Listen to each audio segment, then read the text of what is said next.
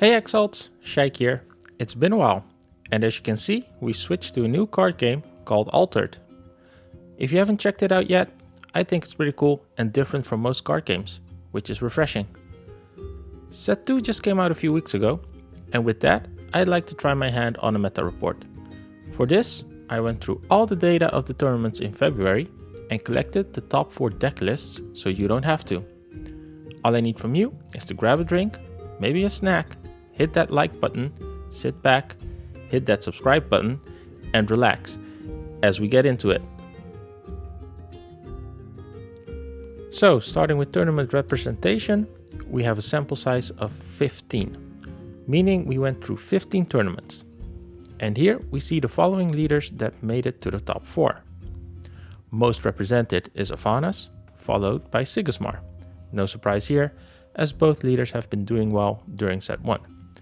These two together make up about 60% of the top 4.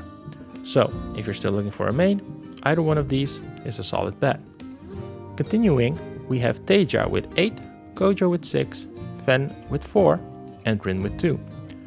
Rin getting some needed support in set 2 and making her go up. Love to see it. Then, rounding out our overview with one deck each are Trest, Akasha, and Goreng. Goreng being in the same boat as Rin, where the new support cards are making her viable. Before we move on to rankings, first a little disclaimer. This is not done by an official ranking system, and if you know of a better way to rank the decks, please let us know in the comments. For now, we just went through the placements and gave the first place 3 points, the second place 2 points, the third place 1 point, and the fourth place 0 points. That's why you see traced all the way down. So going with that, we have the following rankings. Number 1 is Afanas with 37 points, having a big lead on the others. Number 2 is Sigismar with 21 points, followed by Teija and her 15 points.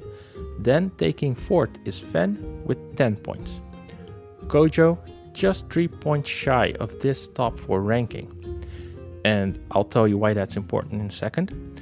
He comes in at 5th with 7 points, followed by Akasha and Rin, both sharing the 6th place with 2 points each. Now take note that their placement on the chart does not indicate the one being better than the other. Rounding off our top 8 is Goreng with 1 point, and an honorable mention to Traced for making it to the top 4 in one tournament, but not scoring any points. Now, the reason why the top 4 of this ranking is important is because we also went through each deck list and documented which cards are played. So, before we get into it, let's do some quick maths. We have a sample size of 24, which means we went through 24 decks. Now, we assume that each deck consists of 39 cards. So, we get 24 decks times 39 cards, which is 936 cards. If we divide 100% by 936, we get about 0.106%. That's one card. Then we multiply that one card by the value we counted.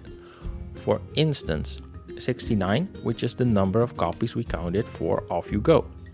That then gives us the 7.37% we see next to Off You Go. Alright, the next one will be even quicker maths, and then we can continue. So we have a sample size of 24 decks. Now we take that value we counted, again, the 69 copies of Off You Go, and divide that by 24. That gives us the average amount that the card is played across all decks. In this case, 2.8. We did not include this number in the graph. If you'd like us to for future videos, let us know in the comments. For the graph, we only listed the 20 most played cards, and it's important to note that this is not a perfect list. This is just a list of mostly used cards that are played in the decks that have performed very well. But it does not include the newer iterations of these decks, as those are still underrepresented. For instance, my friend Aaron of digital and analog gaming, played in the Dutch Altered Championships. He finished second with an Afanas list that is centered around the Nalam. And in my opinion, it is the stronger list than the more traditional Afanas list. The one I played against him and lost. He wrote a great article about it, which you can find in the description, and it's definitely worth the read. Now, because his list is centered around the Nalam, which wants to exhaust cards, he excluded Tooth Fairy. But the graph does not reflect that. Furthermore, the Nalam is nowhere to be seen on the graph. So it is important to realize that although this is a good representation of which cards the top decks are playing, it again isn't a perfect list, and you won't see these golden nuggets. That said, as a beginner, you can definitely use this as a great starting point, and as a competitive player, you can use it to see what cards your opponents are most likely playing, so you know what you have to play around. Alright, information dump done, let's take a look at the cards. For Afanas, we see no surprises in the first 12 cards, just staples that were there during set 1. Playing these anywhere between 2 and 3 copies would be a safe bet. Then we see 2 new cards in the form of Rimfrost and Moth to a Flame, both great new inclusions. The Moth gives you a body which you can then buff with your hero power, and Rimfrost is just a cheap disruption card. Below those, we start to see duplicate entries, as some people tend to play common versions of certain cards.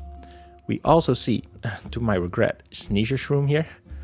What can I say? I like the card. I like the art, but understandable as it's weak to removal.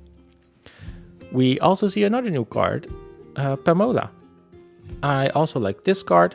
It has decent stats for its cost, and the quick effect to exhaust something is nice, as you can further disrupt your opponent without using mana. So that's about it for Afanas. Let's move on to Sigismar. Also a very strong leader from the first set, and again we see no surprises in the top cards being played. Just staples that were there during set 1. If we check out the average of the top card Baba Yaga, we get 3. Meaning that everyone plays this as a 3 of. And then if we continue down the line until we come across Monolith Legat, people tend to include 2 to 3 copies of the cards. The Monolith being the cutoff point where the average turns to 2 exactly. Now, in terms of new cards, I don't think we see many. Only Rallying Call and Hypothermia.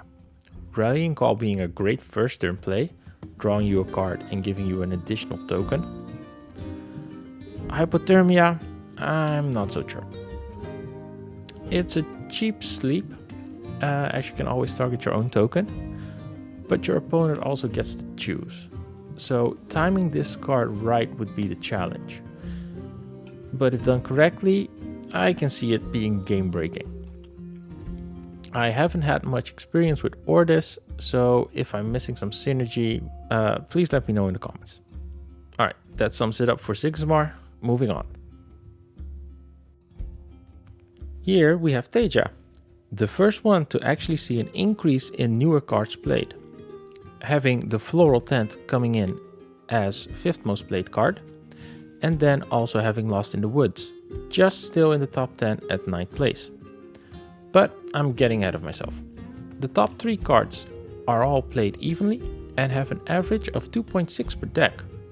Some players probably value the cheap mana cost of the Harvesters more and will put in more work to get the resupply, as opposed to others that will pay more mana but then have that guaranteed resupply on the Vera. Then looking at the Dracena, which is just a decently statted character with Anchor. I don't really know what the Teija lists look like in set 1, but this set they are going all in on the Anchored strategy, which got a lot better by the inclusion of Floral Tent, giving you a resupply and protecting your anchored characters for just 1 mana. Continuing on to the next new card in the list, which is Lost in the Woods, it has an average of 2 per deck, as it is Muna's only common removal next to Mana Reaping. However, this only works if the character is in Forest, and I thought we would see an increase in Persephone because of this, but I guess I was wrong. It is another rare slot after all. So moving on to the last card that I'd like to highlight, which is So, which undoubtedly pairs with the Harvesters for the players that value them over the Veras. I have to say, Teija's looking good. Then last but not least, we have Fen, my preferred deck of set 1. And unfortunately, the new cards did not make a wave, as again, most of the cards here are just staples from set 1. Having the first 4 cards even average out as 3 per deck. Note by the way that these are not in a particular order. Martingale is not above the Inkcaster because it's better in any way. This is just the order we added the cards in the graph. Then for the second set of cards, ending with Tinkerbell, these are played anywhere between 2 to 3 copies, which is already half of the most played cards. Then in the lower half, we finally see a new card, Nyla, averaging out at less than 1 per deck, which I find surprising as I think she's pretty neat, giving you more control over the cards in your reserve while having a decent body. And the only other 2 new cards we see are at the bottom of the list, namely Magpen and Serengar. Personally, I'm not a fan of the Magpen. I have a feeling that he would almost always have fleeting and thus result in a loss of advantage. I do like the Serengar, but I'm not sure that he warrants a rare spot. I'm sad Heimdall didn't make the cut, as I think he's pretty strong. Having a 4/4/4 body is good, and being able to yoink a character is great. I love doing the old switcheroo, and think you'd be able to at least win an expedition off of him. I know Hooked is a thing, but unfortunately not a common in Lyra. Anyway, I digress. Alright, if you like this content and would like to see these meta reports more often, let me know in the comments and maybe we can make this a monthly thing. If I messed up anywhere or there is something else you'd like us to add to these videos, again, let us know in the comments. And finally, please consider liking and subscribing, it helps out the channel. Thanks for watching guys, and until next time.